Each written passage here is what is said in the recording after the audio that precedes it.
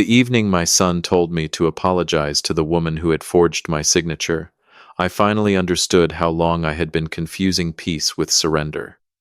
I had been a quiet man most of my life, not because I had nothing to say, not because I was afraid of confrontation. I was quiet because at 68, you learn that most storms wear themselves out if you don't run outside and dance in them. But some storms don't pass. Some storms move into your house, eat at your table, use your name, and then act surprised when you close the door. My name is Martin Hale. I'm 68 years old, retired from 39 years in banking, most of them spent as a senior loan officer at a community bank in Lancaster, Pennsylvania. I know signatures. I know paper trails. I know when a person is borrowing money and when a person is borrowing trust. And my daughter-in-law, Vanessa, had borrowed both without asking. It was the Saturday before Labor Day, and my son, Caleb, had invited me to dinner at their new house in Lidditz. Big white place with black shutters, a porch swing nobody used, and a kitchen so polished it looked like nobody had ever made an honest mess in it. Caleb used to live in a 2-bedroom apartment with a broken dishwasher and a couch that swallowed the remote. Now he had a house with a wine fridge, 2 ovens, and a front door painted the color of expensive confidence. I helped with the down payment on that house. Not all of it. Enough that it mattered. Enough that I remembered, and they stopped mentioning. Vanessa opened the door before I knocked. She always did that. Made it seem like she had been waiting warmly, when really she liked controlling the first second of every room. "Martin," she said, smiling with all her teeth. "Vanessa." She leaned in for the kind of hug that didn't risk wrinkling her blouse.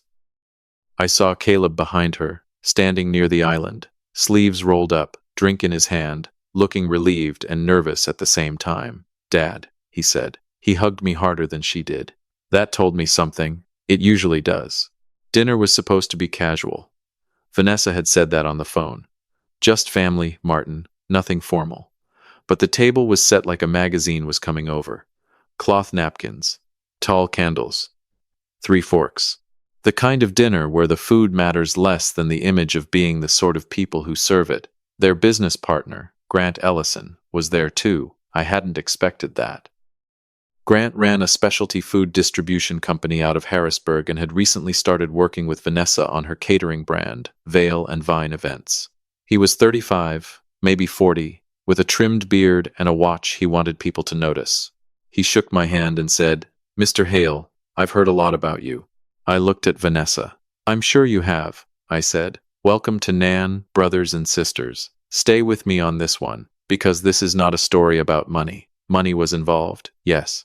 A house, a business loan, a forged guarantee, and a woman who thought a retired old banker wouldn't know what his own signature looked like. But money wasn't what split the floor open under that table.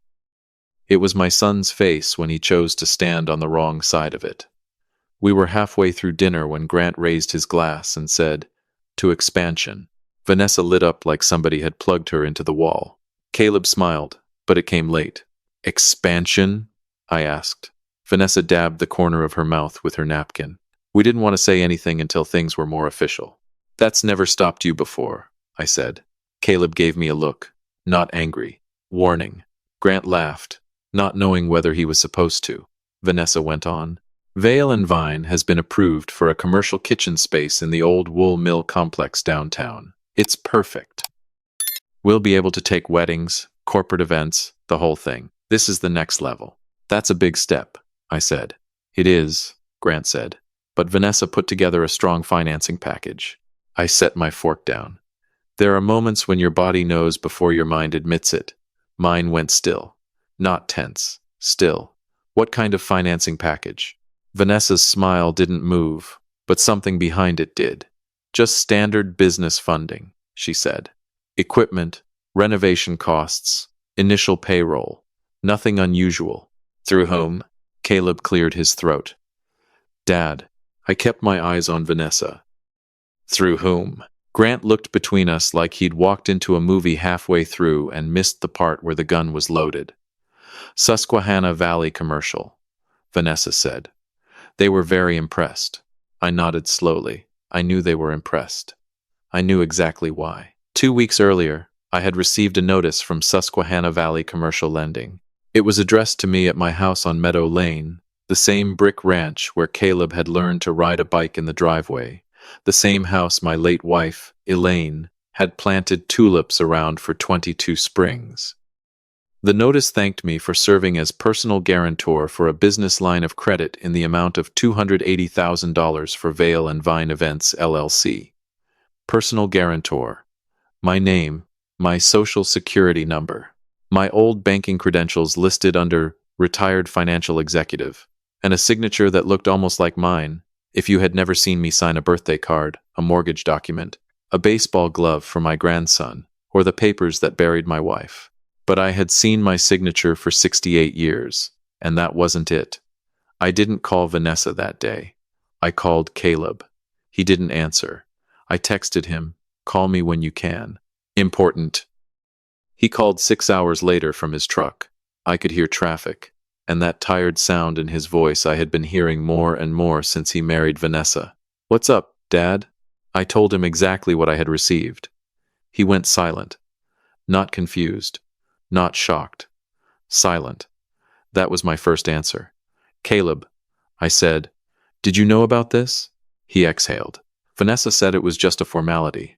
"A forged guarantee is not a formality. She said you'd agreed to help if the business needed it.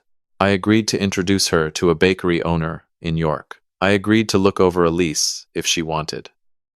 I did not agree to put my house and retirement savings behind her business. She was going to tell you." "No," I said.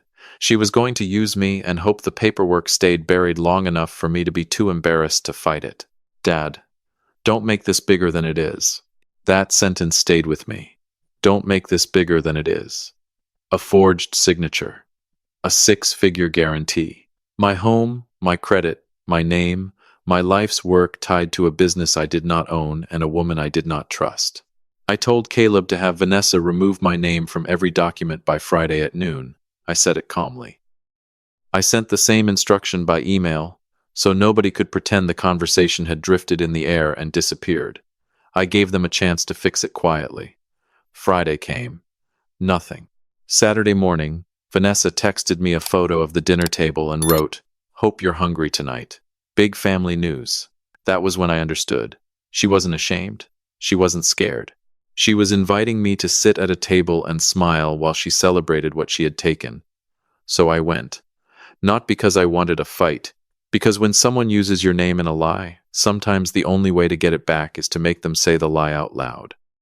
Grant was still talking about expansion when I reached into the inside pocket of my jacket and took out a folder. Vanessa saw it, and for the first time all night, her face forgot what it was supposed to be doing. Caleb noticed too. "Dad," he said softly. I placed the folder beside my plate. "Vanessa," I said, "before anybody makes a toast, I want to discuss the guarantee attached to that financing." Grant lowered his glass. Vanessa blinked once. "This is not the time." "It became the time when you invited your lender's confidence to dinner." Caleb pushed back slightly from the table. "Dad, please." I opened the folder and pulled out the copy of the personal guarantee. The one with my typed name and the signature pretending to belong to me. I laid it on the table between the roast chicken and the green beans like a dead thing that had finally been dragged into daylight. "This is my name," I said. "This is not my signature." Grant's mouth opened, then closed. Vanessa stared at the paper like if she hated it hard enough, it might vanish. Caleb rubbed both hands over his face. "Martin," Vanessa said, voice low and dangerous, "you are embarrassing yourself." "No," I said. "I'm identifying myself. Something you should have let me do before you signed for me." "I didn't sign for you." "Then who did?" She looked at Caleb. That was her first mistake. Not the forgery, not the arrogance. Looking at my son like he was the leash she expected to pull. Caleb straightened. "Dad, Vanessa was under pressure. The lender needed assurance. You always said family helps family. I also said never sign what you haven't read. Apparently I should have added, never sign your father's name at all." Grant stood up halfway. "Maybe I should step outside." "Sit down," Vanessa snapped. He sat. That told me plenty about their business arrangement. She turned back to me, and the polish was gone now. "You are acting like we stole from you. You used my house and my credit without my consent. We used your reputation, she said, and then stopped. There it was. Not slipped. Revealed. I looked at Caleb. Did you hear that? His jaw tightened. She didn't mean... Yes, I said. She did. She did. Vanessa leaned forward. Do you know what it's like trying to build something from nothing while everyone treats you like some little party planner? Your name opened a door. That's all. A door you should have been proud to open for your son's family. My name is not a crowbar. Caleb stood then, his chair scraped against the floor. Enough, he said.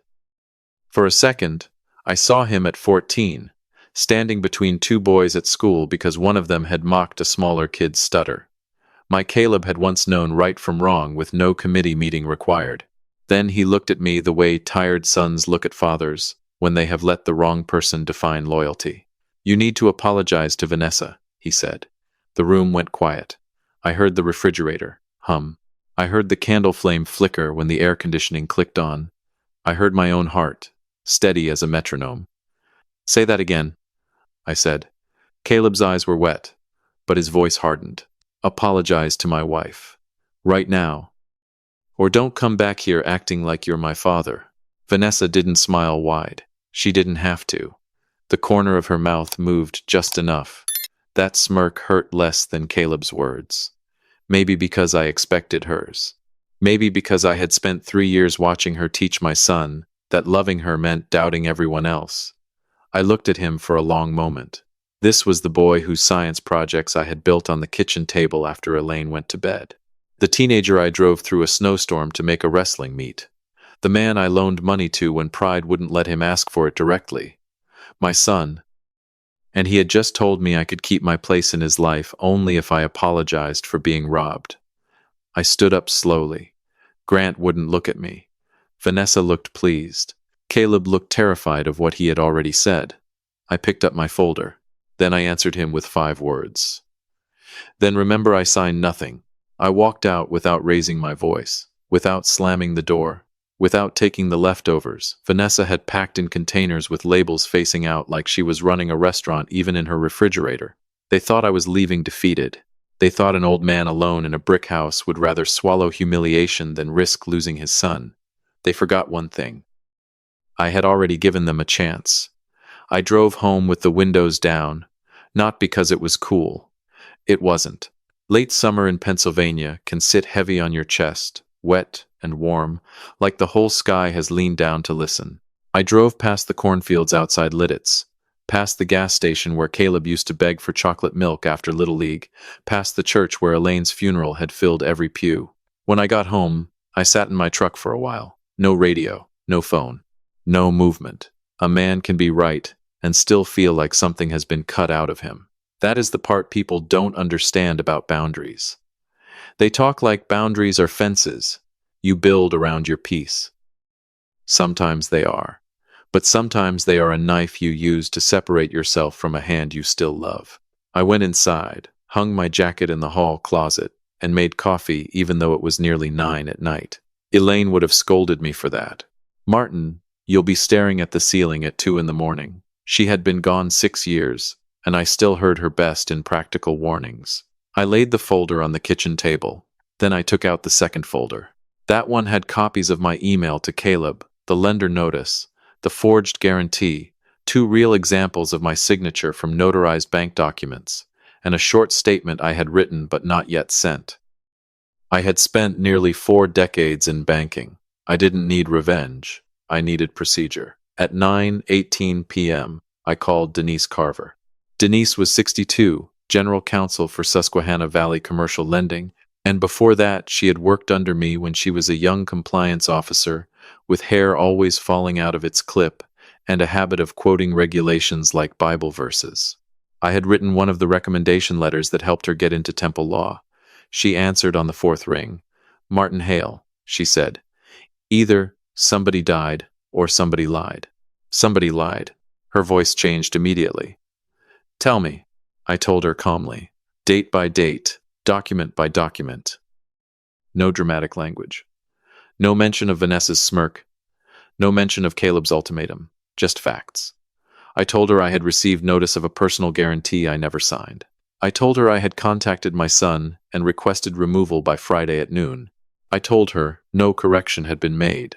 I told her the borrower had proceeded to present the financing as valid at a dinner that evening. Denise didn't interrupt once. When I finished, she said, "Are you prepared to sign an affidavit that you did not authorize the guarantee?" "Yes." "Can you come to our Lancaster office Monday morning? I'll be there when the doors open." "No," she said. "Come at 8. I'll meet you before staff arrives." We were quiet for a moment. Then she said, softer, "Martin, is Caleb involved?" I looked at the folder on my table. Had his name in old birthday cards still stuck to my refrigerator by magnets shaped like fruit. "I don't know how involved he was," I said. "I know how involved I wasn't. That's enough for now." I slept badly that night, but not because I was unsure. I slept badly because certainty has its own weight. Sunday morning, Caleb called 8 times. I didn't answer. Vanessa called once. I didn't answer that either. She left a voicemail. Her voice was sweet again, which meant she was either afraid or performing for someone standing near her. "Martin, last night got emotional. I think we all said things we didn't mean. Let's not damage something important over paperwork." Paperwork. I played that word twice, then deleted the message. Brothers and sisters, when someone calls your life's work paperwork, listen carefully. They are telling you exactly how much your boundaries mean to them. Monday morning, I put on a navy suit I had not worn since a retired bank president's funeral. I shaved carefully. I shined my shoes. Not because Denise cared, and not because I was trying to intimidate anyone. I dressed that way because some truths deserve to arrive with their back straight. Denise met me in the lobby at 7:58. She looked older than the last time I had seen her, but then so did I. She hugged me once, quick and firm, then led me to a conference room where a notary, a fraud investigator, and a stack of documents were waiting. For the next 90 minutes, we went through every page. The guarantee, the loan application, the collateral schedule, the insurance binder, the business plan. That was when I saw it. My house, not transferred, not owned, not officially pledged yet, but listed under available family collateral pending final documentation. My brick ranch on Meadow Lane. The house Elaine and I had paid off 11 years early. The house where I had taken care of her during chemo. The house that still smelled like lemon oil in the dining room because she believed wood should be treated kindly. Available family collateral. I had to take off my glasses. Denise saw my face and slid a box of tissues across the table without making a show of it. "I need a minute," I said. "Take 2, she replied. I looked at that phrase on the page until it stopped being words and became something colder, not a mistake. A plan. At 9:46, I signed the affidavit. At 10:15, Susquehanna Valley froze the credit line. At 10:32, Denise notified the bank's fraud department. At 11:05, the pending disbursement for the kitchen space renovation was placed on hold. By noon, the landlord of the wool mill complex had been notified that financing verification was under review. I did not call Grant. I did not call the landlord. I did not call Vanessa's clients. I did not post a thing online. I told the truth to the people whose job was to do something with it. And they did. Tuesday afternoon, my phone started acting like a trapped bird. Caleb called first. Then Vanessa. Then Caleb again. Then a number I didn't recognize, which turned out to be Grant Ellison. I let them ring. By 3 p.m., Caleb texted, "Dad, please, call me. This is getting serious." At 3:17, he texted, "Vanessa says you're trying to destroy us." At 3:41, the lender froze everything. We could lose the lease. At 4:06, "I know you're mad, but this is our future." At 4:22, "Please don't do this to me." That one almost got me. Not because it was fair, because it was familiar. "Please don't do this to me." How many times had Caleb used some version of that sentence after his mother died? When he didn't want to talk about grief. When he needed money, but didn't want advice. When Vanessa first came into his life and started turning every concern I had into an insult against her. "Please don't do this to me." as if I had signed my own name wrong, as if I had listed my own home as collateral, as if I had walked into his kitchen and demanded he apologize to a thief. I put the phone face down. That evening, my neighbor, Roy, came by with tomatoes from his garden. Roy is 74 and believes every crisis can be improved by produce. "You look like a man waiting for thunder," he said. I heard it already. He didn't ask. Good neighbors know when curiosity is trespassing. Wednesday morning, the thunder arrived. At 8:12, Denise called. "Martin," she said, "I wanted you to hear this from me. The lender is referring the file for formal review. The guarantee is void pending investigation. They're also reporting the suspected signature fraud. Nobody is accusing you of anything. Your assets are protected." I closed my eyes. There are sentences that give you back air. "Thank you," I said. "There's more. Grant Ellison contacted us this morning. He claims he was told you had personally agreed to back the expansion." "I didn't." "I know. He sent an email Vanessa forwarded to him last month. In it, she wrote, 'Martin is handled. His name is as good as cash around here.'" I opened my eyes. There are sentences that take the air right back. Denise continued, "Grant is withdrawing from the partnership unless she can produce clean financing. The landlord won't hold the space without verified funds. This is unraveling quickly. Things built on a lie tend to do that." She sighed. "Yes, they do." Caleb called at 9:03, then 9:07, then 9:15. At 9:22, he left a voicemail. I played it once. His voice was different, not angry now, scared. "Dad, I need to talk to you. Vanessa's saying you gave verbal consent, and now Grant's asking for emails, and the bank is saying fraud. I don't know what's true anymore. Please, just call me." I stood in my kitchen with that phone in my hand and felt 68 years old in every joint. I wanted to call him. Of course I did. He was my son. But wanting to save somebody and being allowed to save them are not the same thing, so I didn't call. At 1:30 that afternoon, I was in the backyard trimming the old lilac bush Elaine had loved. It hadn't bloomed much the last few years, but I kept it anyway. Some things deserve care even when they stop giving you what they used to. I heard a car door out front. Then footsteps on the porch. Then a knock. Not Vanessa's knock. Not sharp.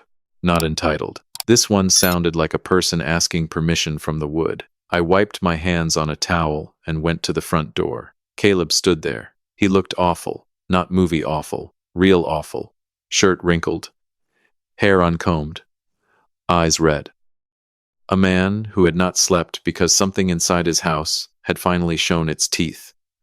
"Dad," he said. I opened the door wider. He stepped inside and stopped in the hallway, like he wasn't sure the house still recognized him. It did. Unfortunately for both of us, it did. I made coffee because I didn't know what else to do with my hands. He sat at the kitchen table, same chair he used to sit in when he came home from college and emptied my refrigerator like a raccoon in sneakers. He stared at the grain of the wood. "Vanessa lied," he said. I didn't answer. "She said you knew. She said you'd agreed but wanted to be kept off the early paperwork for tax reasons. She said bankers do things like that." He laughed once, hard and empty. "I believed her because I wanted to. That's usually how lies get in," I said. "Through something we want." He swallowed. "Grant sent me the email. The Martin is handled one. Then I found another one. She told the lender your house would be available if the first quarter numbers weren't strong." My jaw tightened, but I kept still. Caleb looked up. "Did you know that?" "I saw the collateral schedule Monday." He shut his eyes. "She was going to risk your house," he whispered. "Yes. And I told you to apologize to her." "Yes." The word landed between us, not shouted, not softened. Just placed there where he could not step around it. His face crumpled in a way I had not seen since he was a boy trying not to cry after breaking his arm falling out of the maple tree. "I'm sorry," he said. I waited. He looked at me, and this time he didn't look like Vanessa's husband. He looked like my son carrying something heavy enough to make him honest. "I'm sorry I didn't believe you. I'm sorry I let her make you the enemy every time you questioned something. I'm sorry I used your fear of losing me to keep you quiet. Because I knew you'd back down if I made it about being my father. That one hurt. Not because it was false. Because it was finally true. I sat across from him. Caleb, I said, I love you. I have loved you every day since the nurse put you in my arms, and you looked angry about being born. He almost smiled. Almost. But love is not a blank check. And being your father does not mean I have to stand still while someone uses me. I know. No, I said. You're beginning to know. There's a difference. He nodded, tears running now, not fighting them. What do I do? I leaned back. That is not mine to carry. He looked scared when I said it. I understood. I had been carrying things for him so long that putting them down felt, to him, like abandonment. So I explained. You need a lawyer, not Vanessa's lawyer, yours. You need to cooperate with the lender. You need to separate your finances from hers until you know what else she signed. And you need to stop asking me to make this painless. He looked down. I don't want your money, he said. That's good, I said, because you're not getting it. His eyes came up. It was the first hard line I had drawn with him in years that had nothing soft wrapped around it. I will help you find an attorney, I said.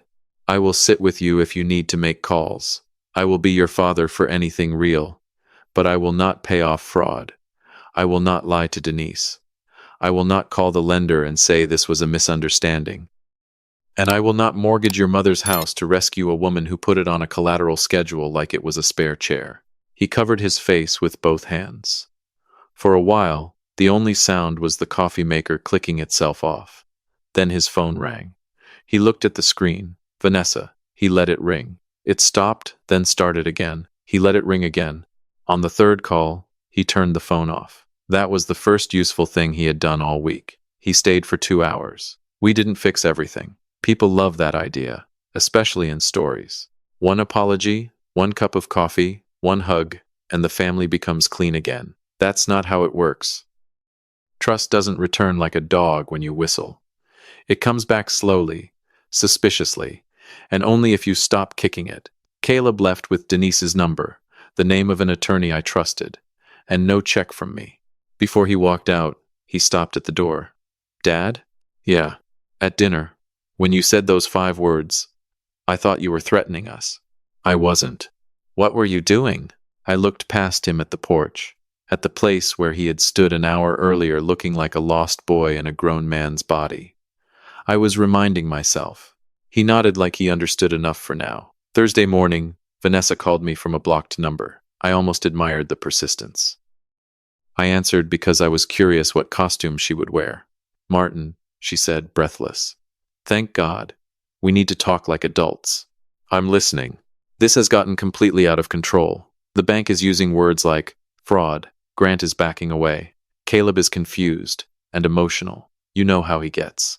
I need you to call Denise and explain that you gave verbal permission and the paperwork just moved too quickly. No.